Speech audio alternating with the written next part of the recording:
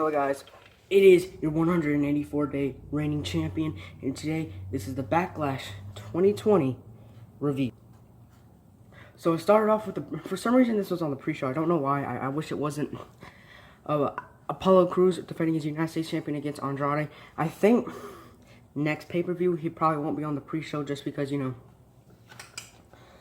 I think it's on the pre-show just like every mid-card champion when they first won the belt, their first reign. I think they just put them on the pre-show to see how they do, and then maybe they'll move them up to the main show. Well, this match was pretty good. It was like 8 minutes, I think. Apollo Crews versus Andrade wasn't bad at all. Pretty good. Apollo Crews retained with a little bit of help of Kevin Owens and Angel Garza, which builds the tension between the two of Andrade and Angel Garza. My prediction was Apollo Crews, so I am 1-0. And then, next match, we have the Triple Threat Women's Tag Team Championship match. Champions Sasha Banks versus Bayley retain their champions against Iconics and Nikki Cross and Alexa Bliss. What was it? It's Nikki Oh, I'm not even gonna try that again. But so basically, this match was pretty good. Honestly, it was really fast-paced, kind of, and it was just blah blah blah. And then I'm pretty sure, yep, Sasha and Bayley retained their champions by rolling up Alexa Bliss, which they retained their champions. I predicted Sasha and Bayley. I almost predicted the Iconics. I was so close to predicting the Iconics, but I predicted Bayley and Sasha to retain, and I was right. So I'm 2-0 with my predictions. So that's good. That's good. Remember, Money in the Bank, I was however much matches were on Money in the Bank, and I had one loss. That's it. So. And then I hope the Iconics beat them for the champion next week on Raw. But yeah. I can't remember the exact order of the matches, but I'm pretty sure next was Jeff Hardy versus Sheamus. My prediction was Jeff Hardy. Yeah. No, this is how my predictions went. It was Sheamus. It was Sheamus at first. And then I edited my video, and I think Jeff Hardy would win because I thought, just because, I don't know, I just had a bad feeling about it. And Sheamus won. Like, I should have just kept my predictions. So now I'm 2-1. But yeah, this match was very boring in my opinion. It was a good match. Two of my favorite wrestlers. That's really the only reason I kind of liked it. And other than that, it was kind of boring. Like, towards the end, it sped up a lot. But at the beginning, it was slow-paced and boring. So I'm happy that Sheamus wins, so then their feud can continue for just a little bit longer.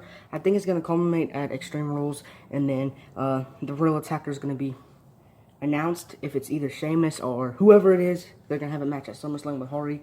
I think Hardy's going to win at SummerSlam. So yeah! Okay, ignore that. The Raw Women's Championship match is next. It was Asuka versus Nia Jax. I predicted Asuka. Now, this match ended in a count-out win by Asuka, which I don't know why they gave Asuka her first title defense, like retain, was a count-out. Like, she never really won the champion. You never really got the moment when she just, like, pins the champion, or the challenger, or whatever. She's, like, celebrating with the champion. You never really get that because, yeah, it's just like Becky gave her the belt. Here you go, Asuka. And she's like, ah. Also, I don't get why Nia said you were handed the champion because of hormones, because Asuka wasn't really she was handed the champion, but she earned it. She literally won Money in the Bank, so either way, she would have won the champion. So I don't know where she was going with that, but I mean, Nia sucks anyway. I'm surprised she didn't injure Asuka. I don't think so anyway. Well, this match was pretty boring, honestly. Asuka carried the match definitely. I mean, or you could say Nia carried the match to make it boring, but Asuka carried all the good parts you seen was because of Asuka. So my prediction was Asuka. I got Asuka right. So I was 3-1. Sucks. I think next was the tag team championship match with Braun Strowman, the Universal Championship match. My bad. Braun Strowman, the champion, versus John Morrison and The Miz, and the new stipulation was whoever pins the champion Strowman will be the new Universal Champion. And this match was really good, like really shockingly good. Braun and Morrison's chemistry just, oh my god, it's just amazing. Like, this match was incredible. Just not incredible. I'm talking about, I guess it was so good because my expectations were so low, and this match was just so good and exceeded my expectations. It was mainly Braun and Morrison. They're awesome, but then Morrison and Miz are working together. Got a bunch of moves in, and then Morrison pin 1, 2. Miz pulls him off. He's like, "Wait, I don't know what I'm doing. What the heck? My bad. I didn't mean to do that, buddy." Pin him again, and then he kicked out, which I don't think Strowman would have kicked out anyway. I mean, would have. I think Strowman would have kicked out anyway if Miz didn't pull him off. Because if you think about it, all they did was like a double DDT, which is the same impact as a single DDT. A double suplex, same thing there. And a couple other double moves, and then pinned him. But at like almost every event, it takes a wrestler like 259 moves to pin him to a count of 2. Like in the Elimination Chamber last year, I think it was, when everyone did their finisher and he still kicked out. Yeah, I don't think he would have. I mean, WWE has no knowledge. I mean, thinks the fans are dumb, so they probably would have done that. But nope, Strowman won, retained as champion, and I think next might be The Fiend. He might be challenging The Fiend, and The Fiend, I think, is going to win the champion, potentially at SummerSlam. This match was pretty good. I got Strowman right, so I'm 4-1. We have the next match, the WWE World Heavyweight Champion, which I think is just the WWE Champion now. Drew McIntyre versus the champion versus Bobby Lashley, accompanied by MVP, whatever Simon Miller says. Well, yeah, so this match was really good, honestly. Like, not really, like, really good, just really good. I don't know what I'm talking about, but, you know. So basically, Drew came out, Bobby attacked him at the beginning of the match and put him in the master lock. No, that's not what they call it. That's what forget what it's called. The full Nelson lock.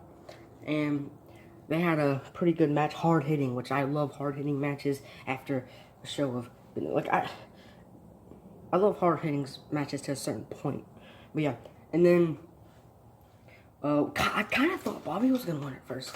Like, the way it was going, it just seemed like Bobby was gonna win. But then Lana came out, and she came by.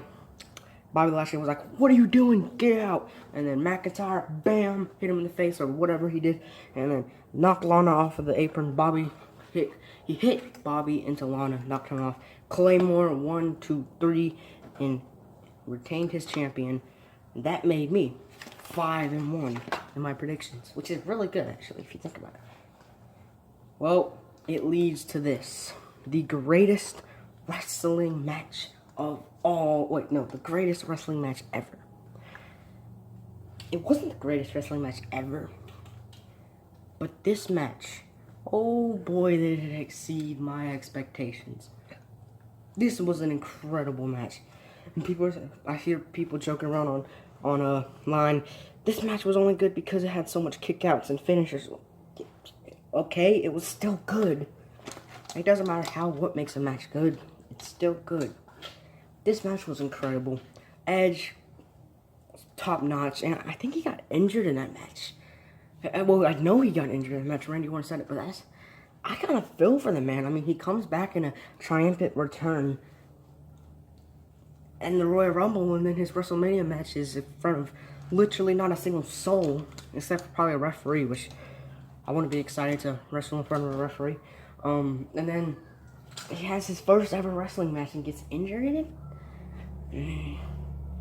hope he comes back soon and well. But so yeah, and then Randy Orton was just incredible in this match as well. Randy Orton won, which is who I predicted was gonna win. But this match was just incredible. RKO's, rock bottom, spears, Edge-O-Matic. We seen the what was it called? Execution. We seen this, not the stunner. We didn't see the stunner. We saw the rock bottom. I know that.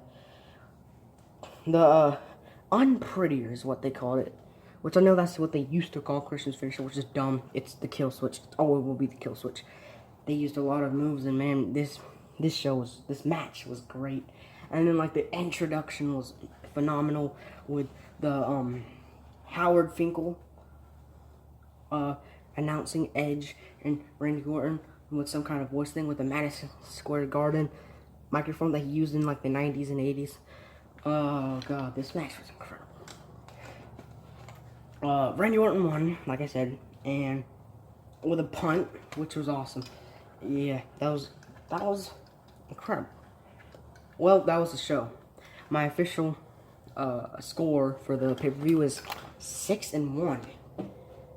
If I would have stuck to my prediction, I would have had a full perfect prediction thing.